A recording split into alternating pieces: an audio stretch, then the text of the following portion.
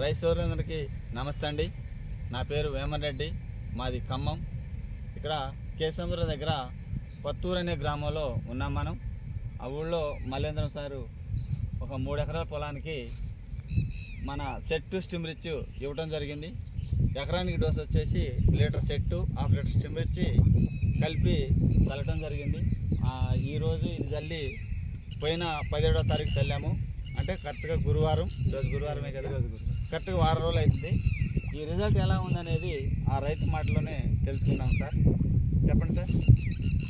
స్టిమ్ rich sir, నా పేరు మలేంద్రం, మాది కేశవం దగ్గర కొత్తూరు గ్రామం సార్.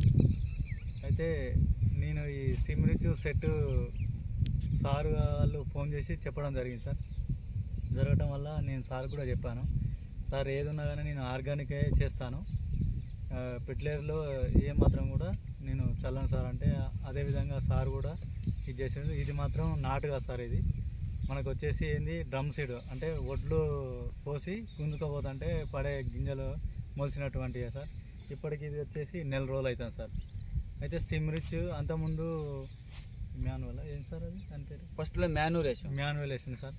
తర్వాత మాత్రం ఇప్పుడు కల్పందు కొట్టిన తర్వాత స్టిమ్ రిచ్ను సెట్ 2 కలిపి ఎంత చేయడం జరిగింది సార్. లీటరు సెట్, 1/2 లీటరు స్టిమ్ రిచ్. ఒక ఎకరానికి వచ్చేసి అట్లా కలిపి చల్లినాం సార్. 3 ఎకరాలకు 3 సెట్లు, లీటర్న్నర స్టిమ్ రిచ్. ఎలా ఉంది సార్, మీ అనుభవం ఎలా ఉంది సార్? మంచిగా ఇప్పటికీ కూడా చాలా తేడా ఉన్నది సార్. అది ఎందుకంటే యూరియా వేస్తే ఒకటేసారి లేచి మళ్ళీ కిందికి కుంగే అవకాశం ఉంటుంది సార్.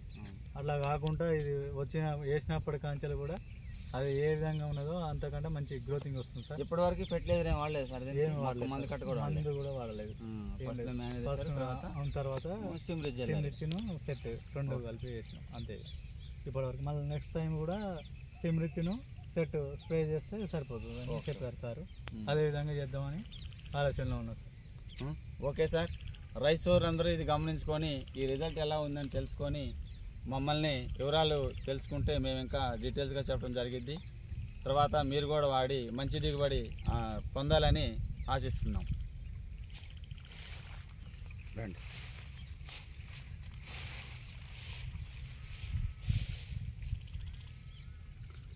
కరెక్ట్గా ఈ రోజుకి 1 నెల డ్రమ్ సీడ్ గుంజి